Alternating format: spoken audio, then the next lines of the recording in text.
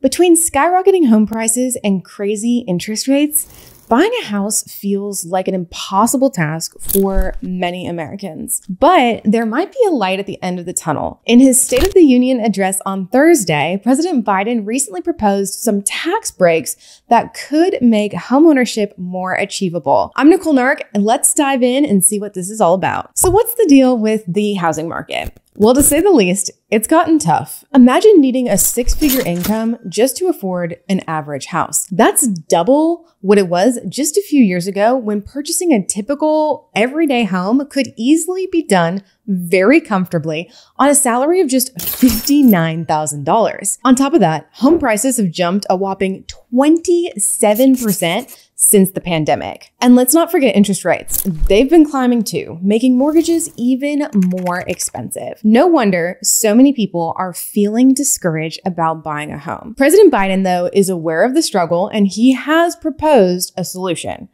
tax breaks.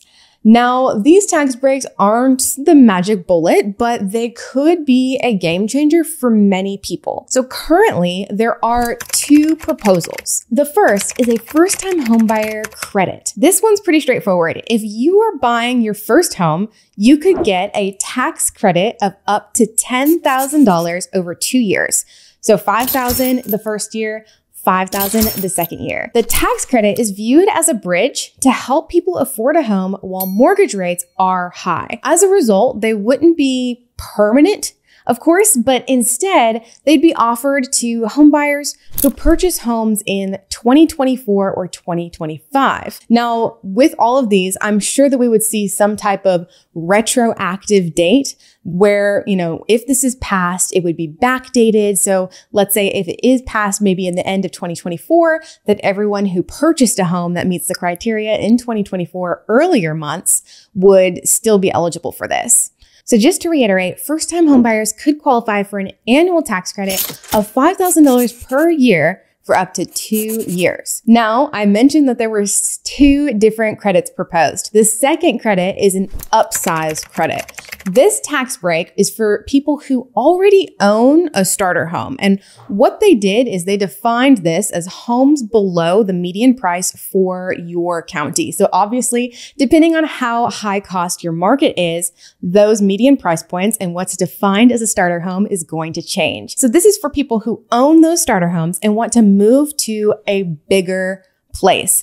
It's also a $10,000 credit, but with one key difference. You have to sell your current home that you're living in as your primary residence to someone who will also live there, not just rent it out. So the idea behind this is to free up more houses for people to buy, not just for investors. These tax breaks are targeted towards middle-class families, which basically means anyone making under $200,000 a year. That's a lot of people who could really benefit from some extra help buying a home. So why are these tax breaks such a big deal? For first-time home buyers, this credit can make the cost of buying a home much lower. That means that you might be able to afford a place that you wouldn't have been able to before. According to estimates, this initiative could help approximately 3.5 million middle-class families achieve homeownership by providing a financial boost equivalent to a reduction of around 1.5 percentage points for the 2 years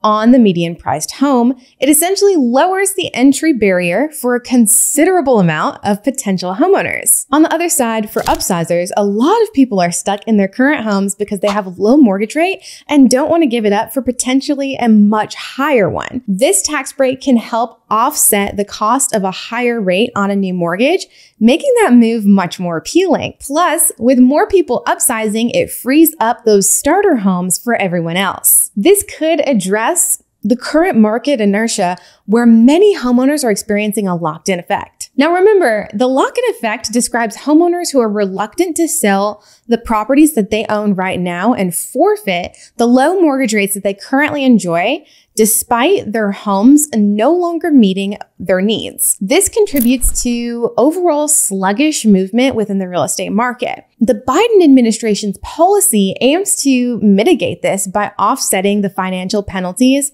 of taking on the higher interest rate, thereby encouraging a fluidity that has been notably absent in recent times. In essence, these tax credits are really engineered to tackle both ends of the housing spectrum, assisting those attempting to enter into the market for the first time, and also providing a motivation for current homeowners to realign their living arrangements with their ever-evolving needs. The overarching goal is to rejuvenate a real estate market that has been hindered by high rates and lack of mobility, with the intention of making the dream of homeownership a reality for a much wider group of Americans. Now, there's a catch, and of course, we're going to talk about it. These tax breaks still need to be approved by Congress. And let's be honest, getting anything passed in Congress can be tough, especially before an election. There are often disagreements between political parties, and sometimes compromise takes a long time. I want to reiterate that currently there is no accompanying bill in Congress that goes along with President Biden's newly proposed tax credits. In the future, when that changes, more details about how these tax credits will work and who will be eligible will be released, and I will keep you updated on those. In this case, the tax breaks would likely need support from both Democrats and Republicans. And while the goal of making home ownership more affordable might seem nonpartisan, there could be disagreements about the specifics of the plan or how to pay for it. So even though there's obviously a clear need for housing market relief, getting these tax breaks written up in a way that pleases everyone and passed might not be easy. And I don't want you to think that I'm being pessimistic about this. In 2021, President Biden announced that he and his administration were pursuing a $25,000 grant for first-time home buyers. To date, that grant has not come into fruition. It was named the Down Payment Toward Equity Act, and depending on how long you've been following me, you may remember me talking about it here on my channel. After the bill was originally introduced in 2021, it made very little progression. Last year in 2023, it was reintroduced as a way to continue to close the U.S. racial wealth and homeownership gap by providing over $100 billion in direct assistance to homebuyers. Now, as of right now, it currently does have 44 co-sponsors in the House of Representatives and has been referred to the House Committee on Financial Services. So the next action could potentially be a pass by the House, which then still leaves us with Senate, where the bill would be assigned to another committee and, if released, then debated and voted on. All of this would be needed before any federal relief would be available for homebuyers, and that started back in 2021. So in his March 2024 State of the Union address just this past Thursday, President Biden renewed his calls on Congress to pass the $25,000 Down Payment Toward Equity Act into law. If passed, it would give first-time, first-generation homebuyers a cash grant towards the purchase of a home, as well as address multi-generational inequities in access to homeownership. This is now 3+ years in the making. So regardless of what political party you support, these bills take time. Main thing that I want you to understand is I would not advise you to postpone or put off your purchase just based on the idea that these could pass. So in the meantime, what can you do? I'd advise you keep an eye on the news. See if these tax breaks get approved by Congress. You can also follow housing industry publications or professionals in the industry like myself who report these kinds of updates. As we lead up to the election, you will be seeing a lot more videos like this from me discussing housing policies